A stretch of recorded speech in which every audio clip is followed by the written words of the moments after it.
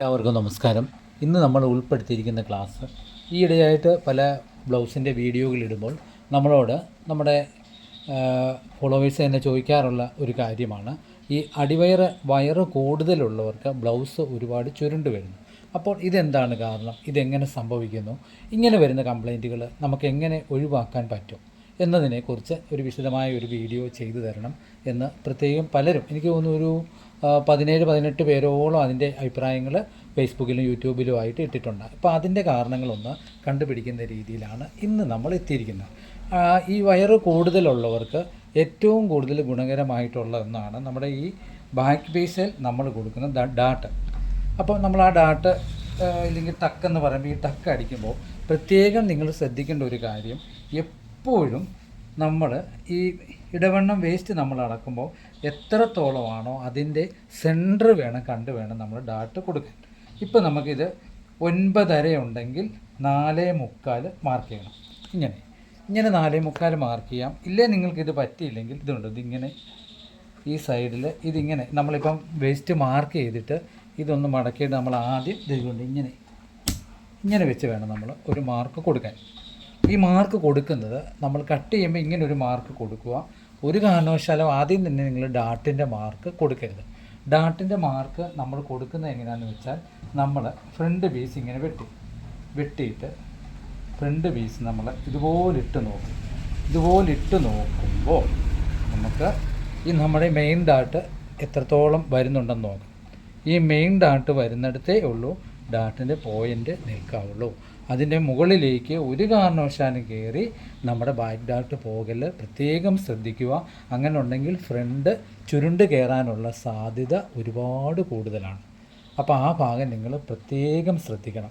എന്നിട്ട് നിങ്ങൾക്ക് അങ്ങനെ ഒരു ഇത് വരുന്നുണ്ട്, നമ്മൾ കറക്റ്റായിട്ട് ഇട്ടതിന് ശേഷം ഡാട്ട് നമ്മളെങ്ങനെ മാർക്ക് ചെയ്യുന്നു, നമ്മളിതാ ഇങ്ങനെ പിടിച്ചിട്ട് നമുക്ക് ഒരു പെണ്ണ് കൊണ്ടോ വല്ലതും ഇങ്ങനെ ഒന്ന് മാർക്ക് ചെയ്ത് കൊടുക്കുന്നു, ഇല്ല ചോക്കിന് ഇങ്ങനെ ഒരു കുത്തു കൊടുക്കുന്നു.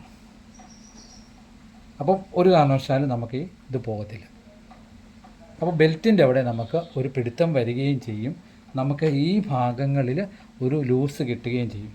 അതിങ്ങനെ നമ്മൾ സെൻറ്റർ മാർക്ക് ചെയ്തിട്ട് 3/4 ഇഞ്ചോളമാണ് സാധാരണ നമ്മൾ ഡാറ്റിന് കൊടുക്കാറുള്ളത്.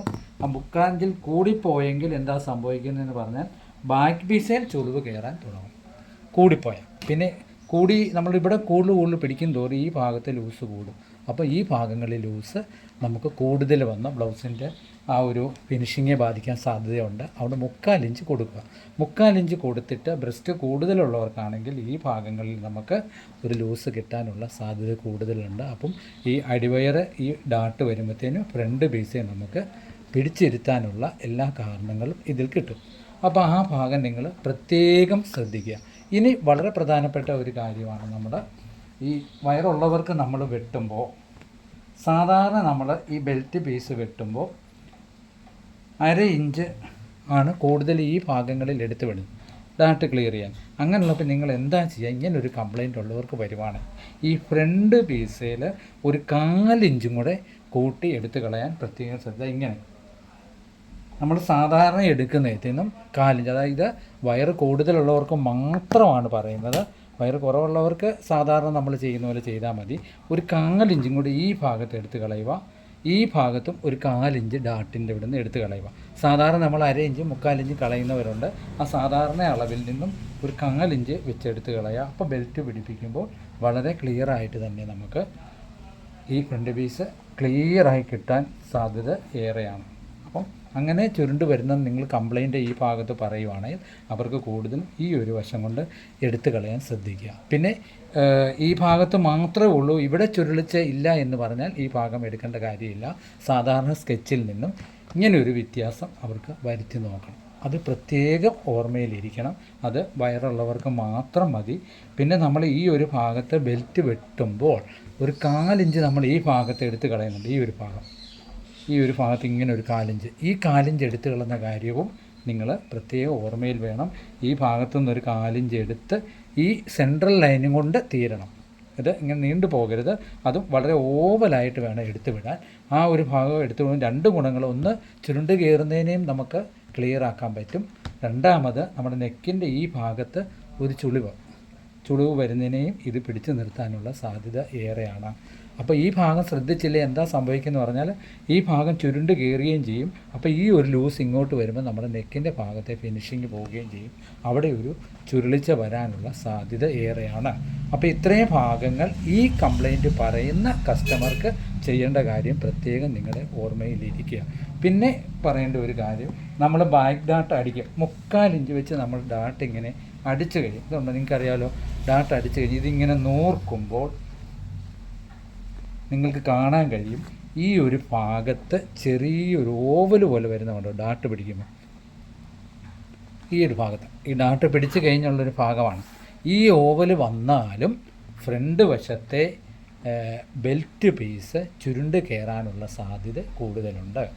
അത് പ്രത്യേകം നിങ്ങൾ ഓർക്കണം. അപ്പോൾ എന്താ ചെയ്യുന്നതെന്ന് പറഞ്ഞെങ്കിൽ, ഈ ഡാട്ട് നമ്മളിപ്പോൾ അടിച്ചു, ഡാട്ട് ഇങ്ങനെ അടിച്ചു കഴിഞ്ഞിട്ട് നിങ്ങൾ സ്കെയിൽ വെച്ചിട്ട് ഇതുണ്ട്, ഇത്രയും ഭാഗം ഒരു 4 ഇഞ്ചിൻ്റെ വ്യത്യാസം നമുക്കിങ്ങനെ വരുന്നുണ്ട്. ലെവൽ ചെയ്യുമ്പോൾ ഇതിങ്ങനെ ലെവൽ ചെയ്തെങ്കിൽ മാത്രമേ ഉള്ളൂ നമ്മുടെ ബാക്ക് പീസ് ലെവലായിട്ട് ഇരിക്കുകയുള്ളൂ. ഇല്ലെങ്കിൽ ഡാട്ട് ഇട്ട് കഴിയുമ്പോൾ ഇത് ലെവൽ ചെയ്യാതെ തയ്ച്ചെങ്കിൽ തീർച്ചയായിട്ടും നമുക്ക് എന്ത് പറ്റും, ഫ്രണ്ട് പീസ് ചുരുണ്ട് കയറാനുള്ള സാധ്യത കൂടുതലാണ്. അപ്പോൾ ഇതിങ്ങനെ കറക്റ്റ് ചെയ്യണം. നമ്മൾ നല്ലപോലെ ലെവൽ ചെയ്യണം. ആ ഡാട്ട് പിടിക്കുമ്പോൾ വരുന്നത് ഇതിങ്ങനെ ലെവൽ ചെയ്ത് കഴിയുമ്പോൾ നമ്മുടെ ഈ ഭാഗം കറക്റ്റായിട്ട് തന്നെ നിൽക്കും. ഇപ്പം നിങ്ങൾക്ക് കാണാൻ കഴിയുന്നുണ്ടോ, കണ്ടോ, വൃത്തിയായിട്ട് തന്നെ ഇരിക്കുന്നുണ്ടോ. ഇവിടെ നമ്മൾ കൂടി പോകുമ്പോൾ എന്താ സംഭവിക്കുന്നത് വെച്ചാൽ അതും കൂടെ നമുക്ക് ചുരുണ്ടു പോകാനുള്ള സാധ്യത കൂടുതലാണ്. അപ്പോൾ ആ ഭാഗം നിങ്ങൾ പ്രത്യേകം ശ്രദ്ധിക്കണം.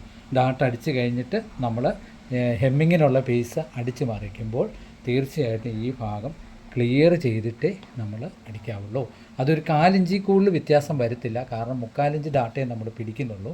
അപ്പം നമുക്ക് മാക്സിമം ഒരു 4 ഇഞ്ചേ വരുള്ളൂ. ആ 4 ഇഞ്ച് സൈഡ് നമ്മൾ ക്ലിയർ ചെയ്യുക.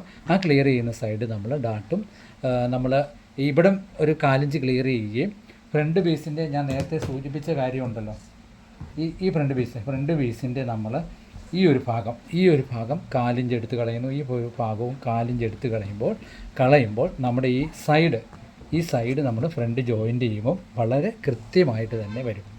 കാരണം 2 ഭാഗത്തും നമ്മൾ എടുത്ത് കളയുന്നുണ്ടല്ലോ, അപ്പം അത്രയും കൃത്യമായിട്ട് തന്നെ വരും. അപ്പോൾ ഈ 2 കാര്യങ്ങൾ വളരെ പ്രധാനപ്പെട്ട 3 കാര്യങ്ങൾ ഞാനിപ്പോൾ സൂചിപ്പിച്ചു. അതിൽ ഒന്നാണ് ഡാട്ട് നമ്മൾ അടിച്ചു കഴിയുമ്പോൾ പീസ് ഇട്ട് നമ്മൾ ഇതുപോലെ കറക്റ്റ് ചെയ്തിട്ടേ ഉള്ളൂ ഹെമ്മിങ്ങിന് പീസ് അടിക്കാവുള്ളൂ.